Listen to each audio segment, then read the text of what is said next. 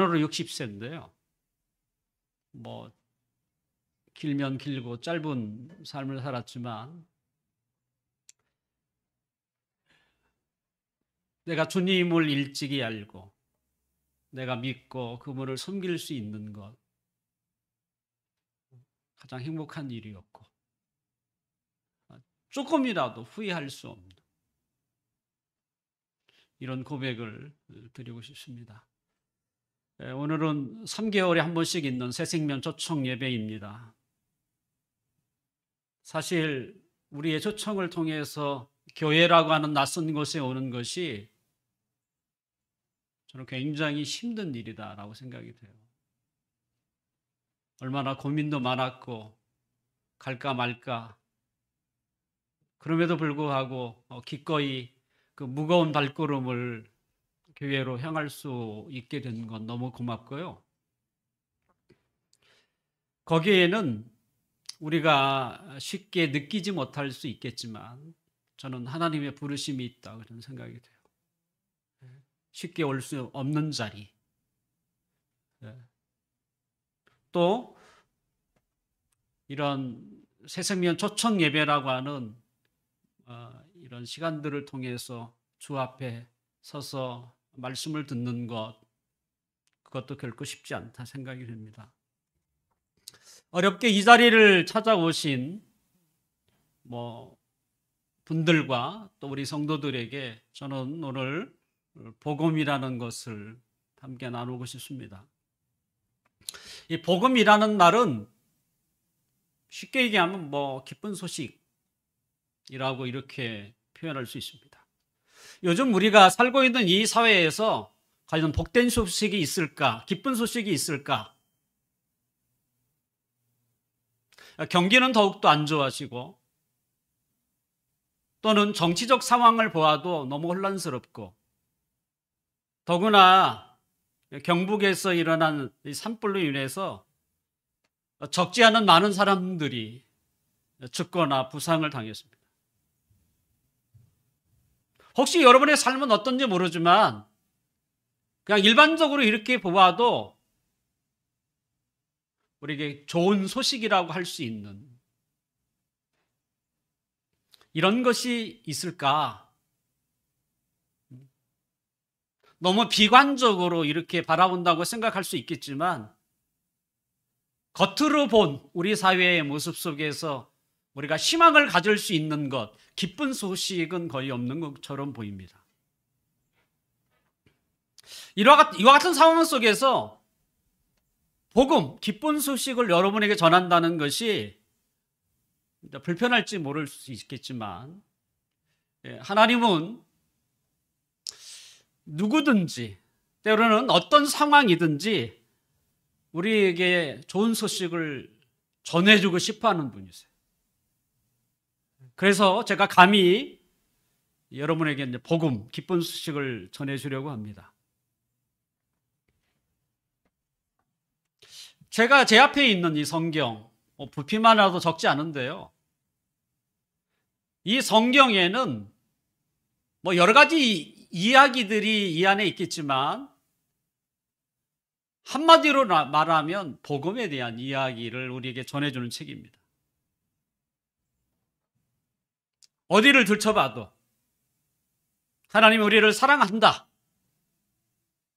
또 하나님 앞에 나와라, 이런 문구를 우리가 쉽게 접할 수 있을 것입니다. 그렇다면 하나님이 오늘 여기에 나오신 여러분들에게 전하려고 하는 이 복음이 무엇일까? 제가 여러분에게 이제 소개하려고 하는 내용인데요. 만약 제가 한 번도 가본 일이 없는 그 교도소에 가서 재소자 한 분을 만나서 그분에게 이렇게 제가 질문을 한다고 생각해 봅시다.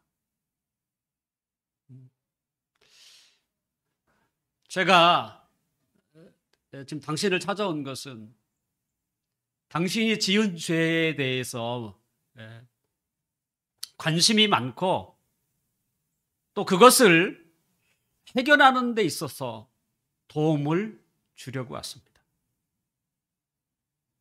만약에 이렇게 제가 질문한다면 그분은 아마 제일 처음에 저를 봤을 때는 제 인상도 좋은 건 아닙니다. 아마 마음에 불쾌한 마음도 갖고 화난 마음도 가지고 있다가 제가 이런 질문을 드리면 아마 그 다음부터 굉장히 친절하게 저를 대할 것이라고 생각이 듭니다. 그런데 똑같은 방법으로 길을 걷고 있는 사람에게 제가 똑같은 질문을 던진다면 그분은 어떻게 반응할까요? 아마 대부분의 사람들은 저를 미친 사람, 이상한 사람으로 아마 이렇게 대할 것이라고 생각이 듭니다. 왜냐하면 자신은 죄와 무관하고 또 죄의 문제를 해결할 필요가 없다고 느끼기 때문입니다. 성경은 우리에게 죄에 대해서 두 가지를 이야기합니다. 하나는 이 각자의 마음 속에 있는, 마음 깊은 곳이죠, 사실은. 마음 속에 있는 죄악된 본성이라는 게 있습니다. 얼마든지 악을 행할 수 있는 그 마음이 있다는 거예요. 또 한 가지는 실제적으로 우리가 범하는 각종 범죄를 우리가 말할 수 있겠죠.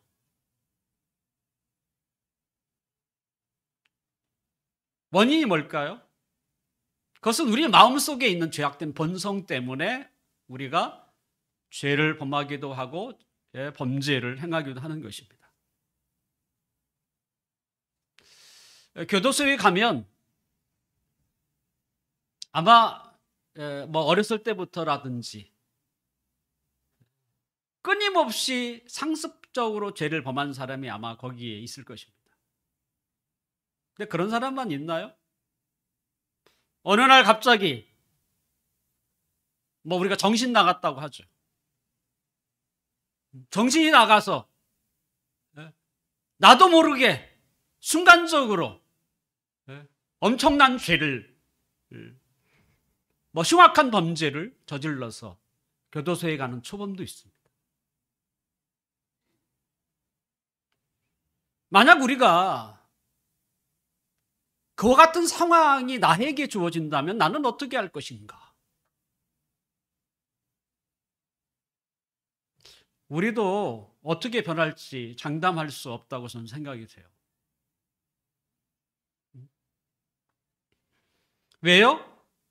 그것은 우리 안에도, 그 사람뿐만 아니라 우리 안에도 악을 행할 수 있는, 죄를 범할 수 있는 그 본성이 우리에게도 있기 때문에. 솔직히 우리가 하루의 삶을 살아도 우리의 마음에서 끊임없이 오르는 그 악을 행하고자 하는 마음들이 얼마나 많이 끊임없이 올라옵니까? 다행히 우리가 고상한 사람들이라 그것을 누리기도 하고 조절해서 그렇지, 우리 마음속에서 생기는 이 죄악된 욕망대로 우리가 그냥 행동한다면 우리도 수없이 교도소에 갔다 왔을 거예요, 사실은.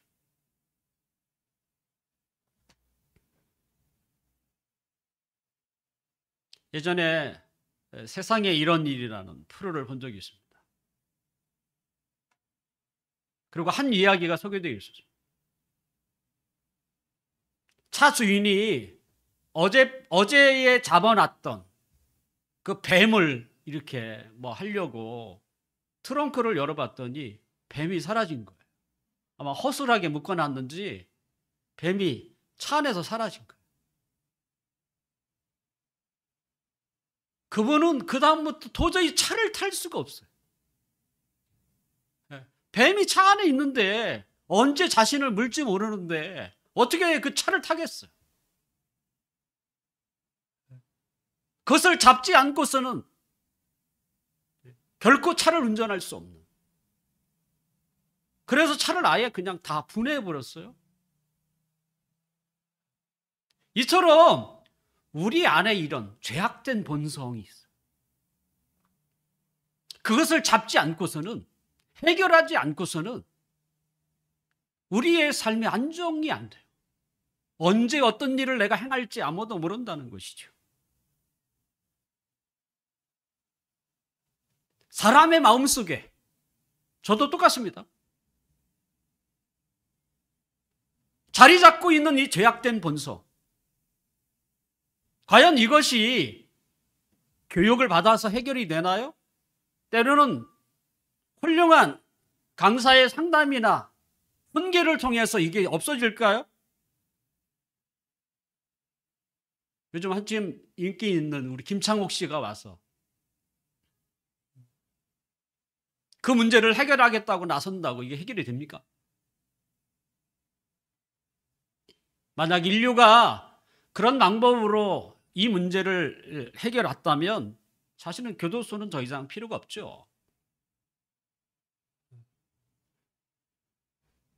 성경은 인류가 이렇게 풀지 못했던 이 죄악된 본성에서 어떻게 하면 구원받을 수 있을까? 이 구원의 이야기를 우리에게 소개하고 있다는 거예요. 구원이라는 게 뭔가요? 큰 어려움에서 구출을 받는다는 뜻입니다. 저도 경북에 이번에 산불 났던 곳에 아는 사람 지인이 있습니다.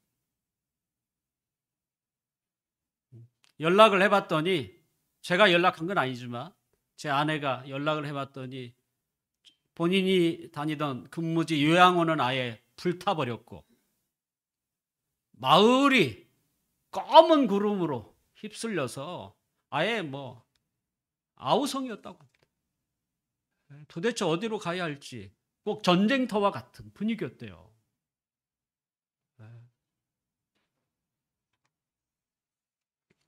이처럼 사방에서 불길이 솟아오를 때에 도대체 어디로 빠져가야 할지 모르는 그런 상황 속에서 때로는 사나운 풍랑으로 인해서 이리저리 흔들리는 배처럼 또는 칼을 든 강도가 밤에 자기를 위협하고 있을 때 이런 곳에서 우리는 구출받는 것을 구원이라고 생각합니다. 이런 어려운 환경에서 우리가 빠져나오는 것, 그것이 바로 구원이고 구출이라는 것이죠. 복음은 구원에 관한 내용입니다. 그리고 우리를 구원하시는, 때로는 구출하시는 분은 하나님이십니다. 하나님은 이런 마음속에 이 죄악된 본성 때문에 그것을 가지고 살아가는 인간을 보시고 딱한 마음이 들었어요. 부모가 자식을 바라보는 마음처럼 긍휼한 마음이 들었어요. 그래서 인간을 좀 구원해야 되겠다, 구출해야 되겠다라고 하는 계획을 하시고 그것을 진행시켜 가셨습니다. 그 진행이 뭐냐면 그의 아들, 독생자를 세상에 보내시는 일이었습니다. 그분이 누구겠어요? 예수님입니다. 여기서 우리는 왜 하나님은 그의 아들 예수님을 이 세상에 보내셔야만 했을까? 다른 방법은 없었을까?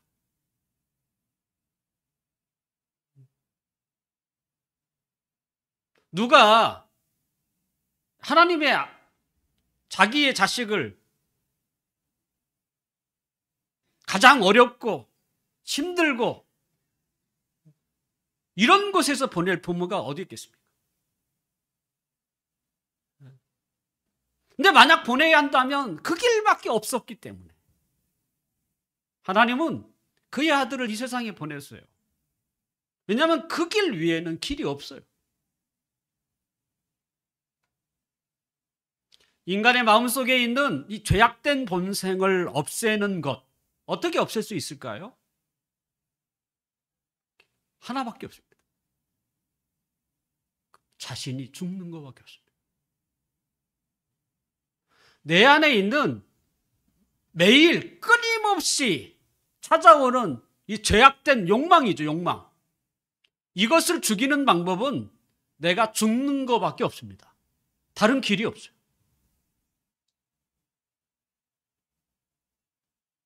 그런데 죄악된 이 욕망을 가진 인간이 다 죽는다면 그럼 구원이 그죠? 될 수가 없는 거죠. 하나님은 이 죄악된 본성을 가진 우리를 그리고 그것을 없애기 위해서 그 아들 예수님을 이 세상에 보내사 우리를 대신하여 죽게 하시려고 하셨던 거예요. 그 외에는 길이 없습니다. 나를 살리기 위해서 하나님은 그 아들을 이 세상에 보내신 거고요. 우리를 살리기 위해서요. 누군가는 죽어야 하거든요. 사람마다 예전에는 지금은 그런 일 없습니다만 오래전 때에는 사람마다 값이 정해져 있어요. 종은 얼마, 그리고 신분이 높은 분은 값이 비쌌죠. 그 한 사람의 생명은 종을 수십 명을 합해도 될 만큼 사람마다 값이 달랐어요. 하나님의 아들 예수 그리스도의 값은 모든 인류의 모든 사람들의 죄를 다 감당하고 넘을 만큼 값이 높았어요.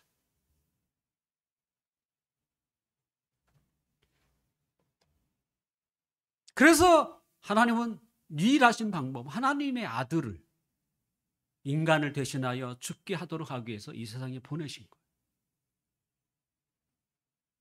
아까 우리가 읽었던 17절이 있는데요. 우리 함께 읽어볼까요? 17절.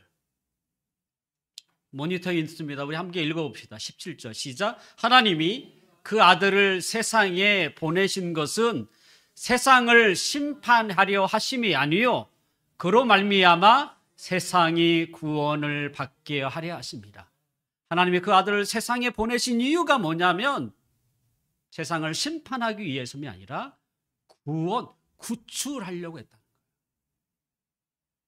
인류가 오랫동안 풀지 못했던 죄악된 본성, 그 문제를 해결하기 위해서 왔다.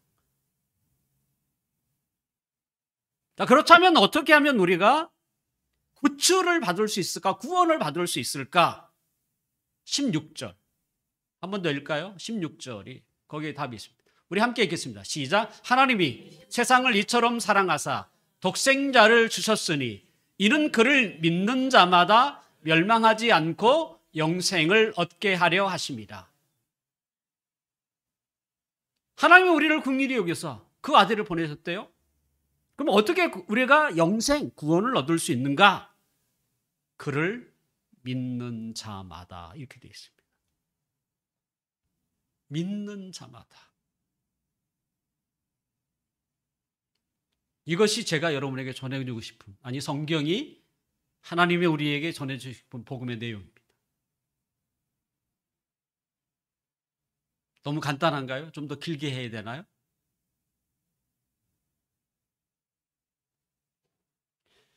짧든 길든 하나님이 우리에게 말씀하려고 하는 것이 이거예요.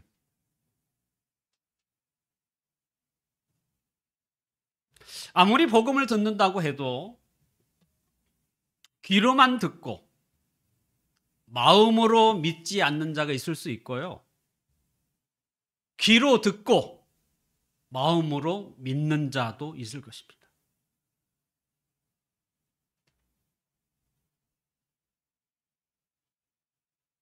누가 구원을 받나요? 귀로 듣는 자가 아니에요.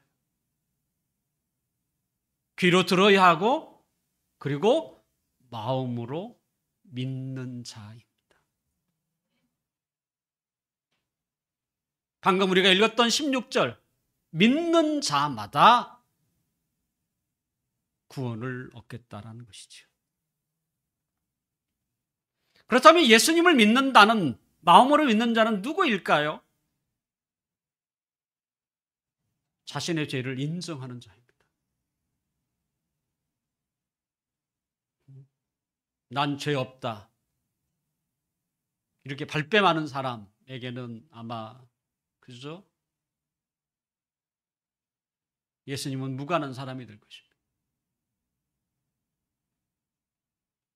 하지만 내가 하루에도 수없이 내 마음속에서 끓어오르는 죄악된 욕망과 본성이 있다는 것을 인정할 수 있다면, 먼저 그것을 인정하셔야 합니다. 그리고 예수님이 나를 위하여 대신하여 죽으셨다는 것을 받아들이는 자입니다. 그것뿐입니다.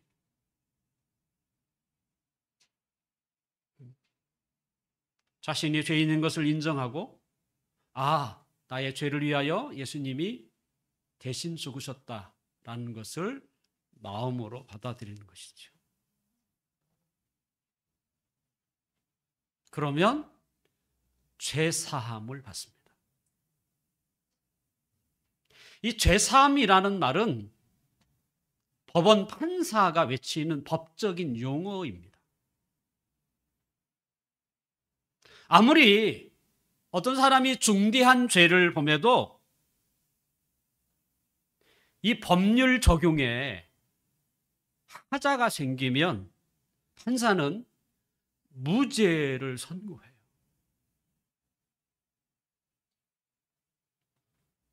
그러니까 이런 것이죠. 죄는 있어요.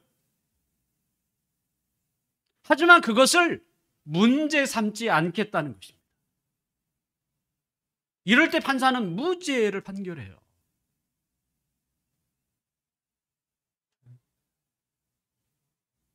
하나님도 마찬가지입니다. 하나님에게는 두 개의 법이 있습니다. 첫째는 법을 지으면 죄인이다라는 것이죠. 둘째는 예수님을 믿으면 죄로 인정하지 않겠다는 것입니다. 문제 삼지 않겠다는 거죠. 죄가 있어요. 하지만 그것을 문제 삼지 않겠다는 거예요. 왜? 또 다른 법 때문에.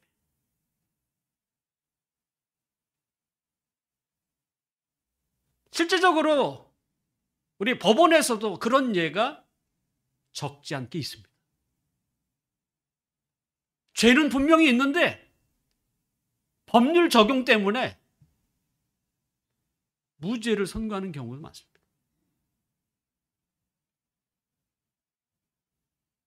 하나님께서 분명 우리가 죄를 지어요. 그럼에도 불구하고 또 다른 법, 예수님을 믿으면 내가 그것을 문제 삼지 않겠다라고 하는 법 때문에 우리에게 뭐예요? 무죄 선고를 내리시는 것이죠. 사랑하는 성도 여러분, 또 이 자리에 초대돼서 오신 여러분, 여러분의 마음속에 죄악된 본성이, 때로는 죄악된 욕망이 자리 잡고 있다는 죄인인 것을 인정하시나요? 만약 인정하지 않는다면 죄인으로서 인간다운 삶을 살 수가 없습니다. 뿐만 아니라 죽은 후에도 지옥이라고 하는 이 고통을 영원히 받게 될 것입니다.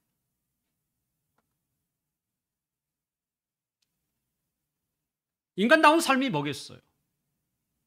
여러 가지 있을 수 있겠지만 편안한 거예요. 마음이 편안해야 되죠. 우리가 불안하고 걱정스러워, 이건 인간다운 삶이 아닌 거예요. 본래 우리는 그럴 때마다 뭐예요? 이건 사는 게 아니지, 이렇게 표현하죠. 뿐만 아니라 우리 마음뿐만이 아니죠. 우리가 살아가는 삶의 걸음걸음이 가치가 있고 보람이 있고 의미 있는 곳을 향하여 살아가는 거예요. 그게 본래 인간이 가지고 있는 삶이에요. 그런데 죄의 문제를 해결하지 않으면 마음에 편안이 있을 수 없고요. 그리고 이런 참된 가치를 모르고 살아가는 거예요. 그리고 그렇게 살았던 삶은 나중에 반드시 하나님의 심판을 받아서 어디로 가겠습니까? 당연히 삶에 대한 평가, 지옥으로 가는 것이지요. 하지만 지금이라도 예수님을 마음으로 믿으면 당신의 죄는 사함을 받을 것이고 비로소 그때부터 인간다운 삶을 살기 시작하고 예전에는 가치 없는 것에 삶의 목표를 줬다면 이제는 의미 있고 가치 있는 일에 내 삶의 목표를 정하고 그리고 죽은 후에도 천국으로 들어가는 이 놀라운 은혜를 우리가 얻게 될 것입니다. 이제 잠시 동영